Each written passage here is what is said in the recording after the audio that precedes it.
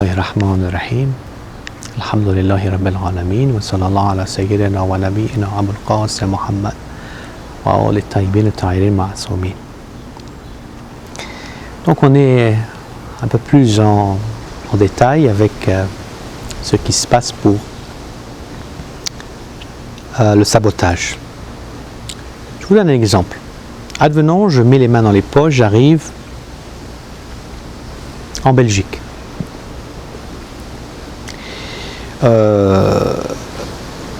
Les États, dont l'Iran, qui se considère comme étant le garant du chiisme, en particulier à l'étranger, va ouvrir une sonnette d'alarme, et une alarme. Et voilà, nous avons quelqu'un qui va ouvrir un centre. Légalement, ils ne peuvent pas physiquement empêcher l'ouverture de la centre, parce que ce n'est pas l'Iran pour demander l'autorisation préfectorale, mais ce sont des lois belges dans ce cas-là. Mais pour pouvoir mieux comprendre, ils ont plusieurs moyens. Soit ils vont essayer de collaborer avec la personne, de dire ok, on va vous aider à ouvrir le centre, on va te faire des travaux communs.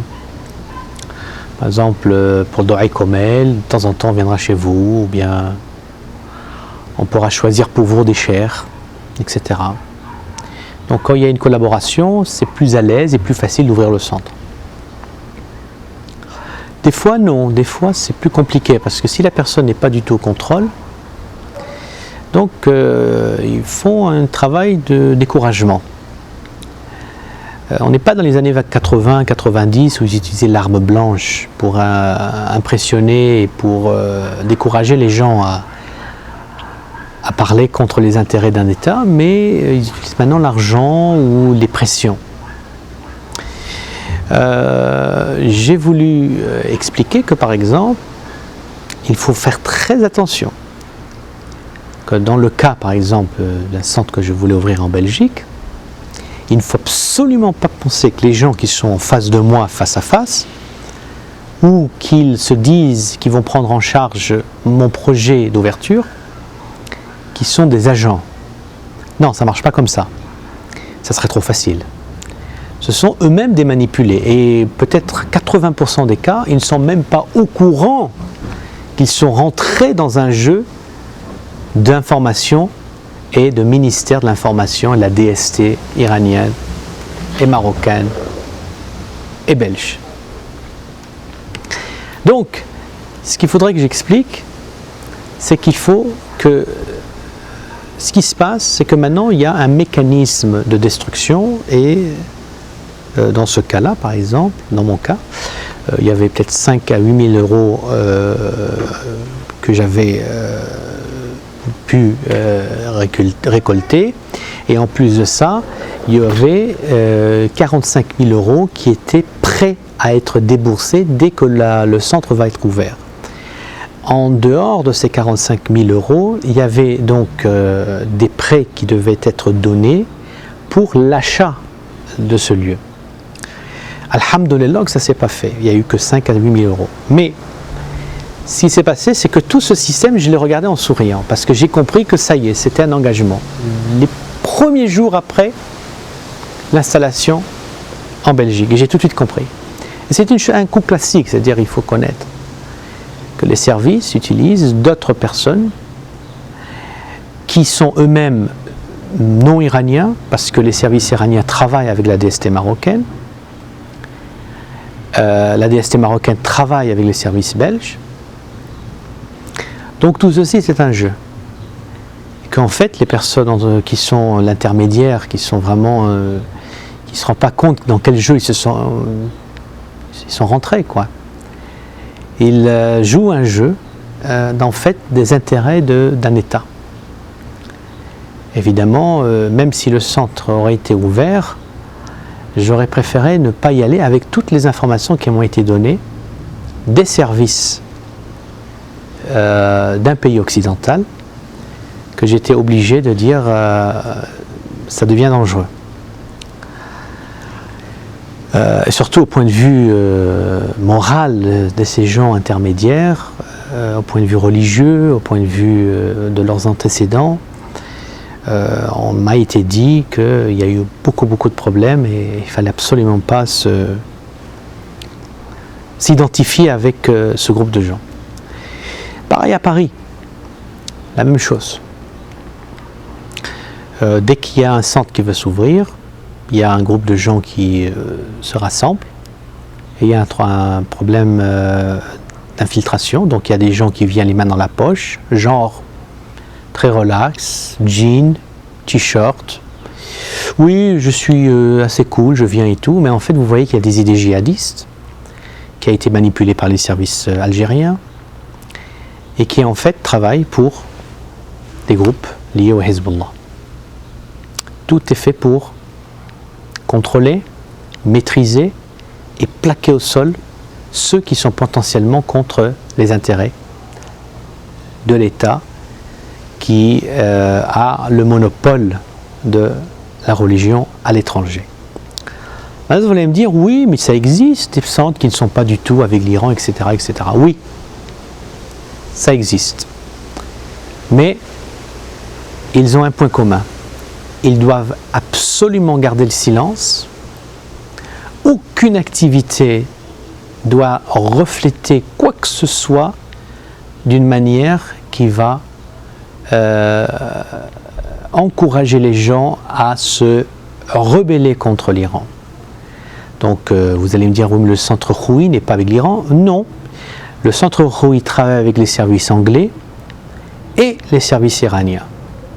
C'est un pont de deux services en même temps qui travaillent côte à côte. Et également avec l'Irak, qui est géré par la centre-mère qui est à Londres. Et c'est l'Irak également qui utilise en fait ce centre à Londres et un peu partout ailleurs pour pouvoir utiliser des services iraniens et anglais et étrangers pour pouvoir appliquer leur politique contemporaine. Alors vous allez me dire, oui, mais il y a peut-être d'autres centres comme les Khoujia. Les Khoujia, c'est un centre qui doit garder le silence. Donc ça ne serait absolument pas choquant de voir qu'ils défendent par exemple Khomeini. Absolument pas. Et même s'ils ne parlent pas de Khomeini, ils doivent garder le silence et ils sont homogènes. C'est connu comme un centre raciste contre les gringos, les blancs ou les arabes. Donc c'est sûr que le centre Khoujia, c'est un centre qui est bien implémenté et contrôlé par la maison mère à Londres et à Qom, s'ils veulent continuer à recevoir des fonds. Tout est une question de fonds maintenant, ce n'est pas tellement une question d'intimidation. Mais dans le monde maghrébin et le monde libanais, c'est les fonds monétaires et l'intimidation également physique qui jouent surtout sur comment garder les centres silencieux. Alors en plus de ça, il y a maintenant également le système de la laïcité qui se trouve en France. Donc maintenant, avec toutes ces spécifications des services de la DST marocaine, avec les services iraniens, les services libanais et algériens, il y a également les services du pays, du territoire où ils habitent. Services français. Bon, les services français ne s'occupent pas tellement de si cette personne respecte Aïcha ou respecte pas Aïcha, ou si cette personne a fait le Eid al-Fitr le lundi ou le du mardi. Bon, c'est pas tellement leur problème. C'est pas du tout leur problème même. Le problème, c'est maintenant, est-ce que ce centre va être un problème pour notre politique ou pas?